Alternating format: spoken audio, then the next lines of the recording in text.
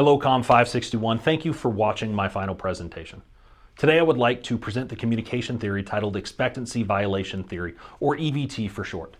This theory was first introduced in 1978 by University of Arizona communication professor Judy Burgon. Now, Burgon originally created or adapted this theory from work that she did in graduate school on the subject of proxemic literature. The work on proxemic literature eventually evolved into Burgon analyzing spacing behavior to see if this could be applied to the field of communication.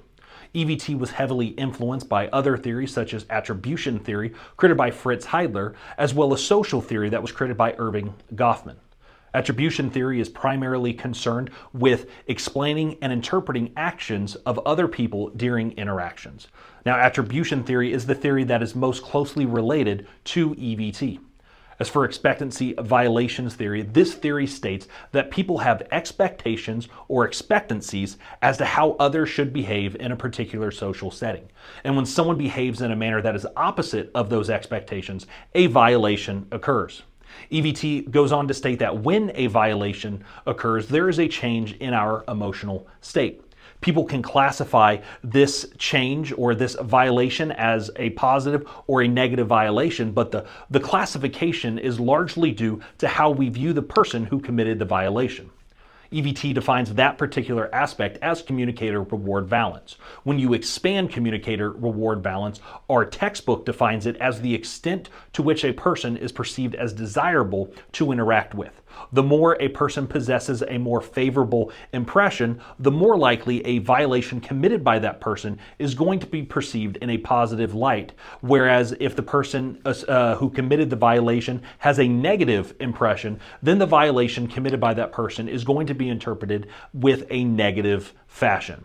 Now, EVT has three main assumptions and four main claims, but today I just want to be able to highlight one assumption and one claim. Assumption 1 of EVT, according to our textbook, states that people develop expectations and preferences about other people's behavior. Now, these expectations are developed through observing and analyzing previous communication behaviors in past situations. Claim number 2, according to our textbook, states that people have expectations about the immediacy behavior of others. Now, immediacy behavior is defined as nonverbal behaviors. So behaviors such as eye contact, the tone of the conversation, conversational distance, these behaviors set the foundation for how we prefer and expect others to be able to interact with ourselves as well as others. Now, expectancy violation theory, it's a communication theory that is primarily concerned with explaining and predicting human behavior. Recently, this theory has been applied to different fields that go beyond the traditional field of communication. Chandler et al. In a 2023 study evaluated how funding is affected in Kickstarter campaigns when either the campaign or the entrepreneur uses politically motivated or politically associated language. This study analyzed over 19,000 campaigns. With the help of AI, they generated an extensive list of phrases and words that reflected political bias. Results concluded that when an entrepreneur or a campaign used language that is reflective of a political bias, the campaign's funding decreased regardless of the political association. In fact, the expectation for the majority of the potential campaign backers was political neutrality.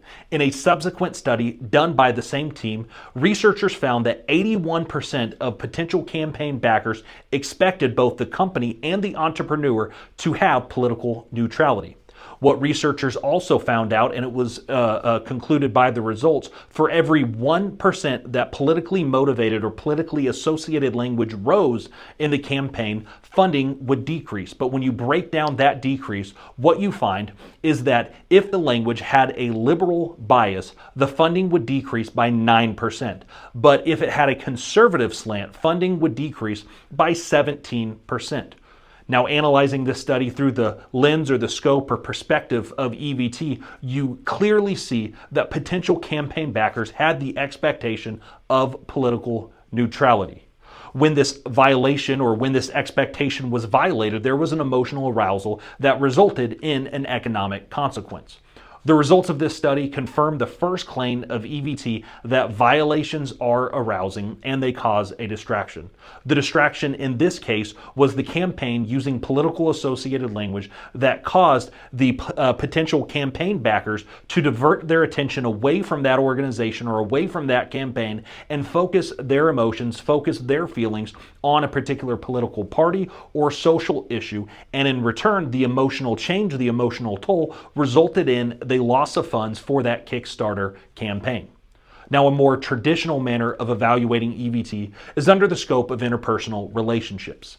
Kelly et al. In a 2017 study examined how romantic partners viewed the use of cell phones during a date compared to the use of cell phones when they were at home, and how both of these environments were treated differently.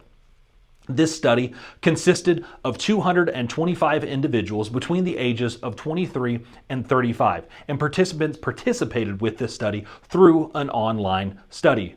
The results concluded that romantic partners have a negative perception of each other, or a negative perception of each other's cell phone usage on a date, and a neutral perception when a partner uses that cell phone at home. Researchers also found out that women tend to view technology as a barrier into creating intimacy between themselves and their partner. This study examined these behavioral violations through the lens of violation valence in EVT. This study also confirms the first assumption that everyone has expectations towards how people are to behave in certain social settings. It also references EVT's first claim that there will be a change in our emotional state when a violation is committed against us. EVT, expectation or expectancy violation theory, is an important theory in the field of communication, as it provides a valuable insight into human behavior, and it helps both scholars and business professionals predict and explain human behavior. EVT is a very logical theory with the assumptions and claims. They're very easy to grasp. In its most basic state, EVT explains or states that people have expectations as to how people should behave. And when people behave in a way that is different from those expectations, there is a change in our emotions. Communication scholars define the simplicity of a theory as parsimony. EVT, it's simple to grasp, simple to explain, simple to define. Therefore, this communication theory has parsimony. EVT is also reliable and applicable to today's world, and scholars have applied its concepts, its claims, its assumptions to research to fields that go beyond just communication. They've looked at it from the lens of marketing, online dating, funding, and yes, even the traditional face-to-face interpersonal relationships. So in pure evaluation terms, the range of subjects that EVT can be used in means this theory has great utility, a good reflection of reality, and has tremendous heuristic value due to the amount of research articles and studies that EVT has been featured in. Now, if one could find fault with this particular theory, I believe that could be through the classification of a violation. I believe that there needs to be an expansion on the violation classifications to include neutral violations. I believe that there are moments when someone does behave in a way that violates our expectations, but the relational depth or the communicator reward value is lacking. Therefore, the emotions, our emotional state is going to remain unchanged. Yes, they committed a violation, but the relational depth, the communicator reward value is just not there. Therefore, yes, the violation occurred, but our emotions are going to be left unchanged. In addition, I think we could elaborate on the degree of a violation in regards to the negative and positive violation. The reason why is an acquaintance who violates our expectations is going to get a different emotional response than that of a spouse or a parent who violates our expectations. As far as future research on this theory, as our world has become more reliant on digital communication, I believe that further research needs to be done in the scope of EVT and digital communication, specifically social media. Fife et al. In a 2012 study stated that social media is constantly evolving, which makes the behavioral expectations challenging to define. But social media, as well as the importance of digital communication in both the professional and the personal worlds, is only going to increase as technology continues to evolve. Therefore, future research should be devoted towards learning about these types of violations that are going to occur in these mediums and how we as humanity are affected.